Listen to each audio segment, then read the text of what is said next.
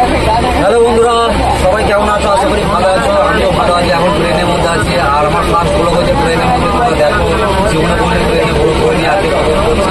যদি দেখে ভালো লাগে অবশ্যই লাইক কমেন্ট করবে, এটা ভুল করবে না। তো চলো, আমরা এখন আন্ধ্রায় আছি।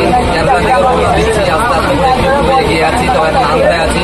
কালকে উঠেছিলাম সাঁতরাগাছি 5:55। তো এখন আমরা আন্ধ্রায়। আর আন্ধ্রাতে এসে আমরা 10 টাকাতে আন্ধ্রা বলে খেরিলাম, মানে বাদাম দিয়ে আমরা যাবো এখন কেরালা দিকে। আর চেন্নাই তোমাকে বলেছিলাম, চেন্নাই যে দেখা হবে তোমাদের সাথে চেন্নাই দেখা হবে না। চেন্নাই রাতের মধ্যে ঢুকছি আমরা, 10টা থেকে 10:30টার মধ্যে ঢুকছি। গাড়ি লেট আছে। আর এই কেরালার রুটে যারা যাওয়া আসা করো অবশ্যই এই অন্তদের গাড়িটা কেমন অবশ্যই জানো। দেখতে পাচ্ছ কত ভিড়। এই রুটে যাওয়া আসা করো অবশ্যই গাড়ি আসো। সপ্তাহে 2 দিন, শনিবার ছাড়বে হাওড়া থেকে আর সোমবার ছাড়বে সাঁতরাগাছি থেকে। যাওয়া আসা করলে অন্তত যাওয়া আসা করতে পারো, খুব একটা খারাপ নয়। তবে গাড়িতে কিন্তু কোনো কিছু ক্যান্টিন নেই, খাওয়া দাওয়ার কোনো ব্যবস্থা নেই। ভকারা উঠবো, ওখান থেকে খাওয়া দাওয়া করতে হবে তোমাদের টিকিটে। এটা হচ্ছে কথা। আর ভাত তোমাদের খেয়ে পোষাবে না, যেহেতু চালের ভাত, 1 ভাপা চালের ভাত।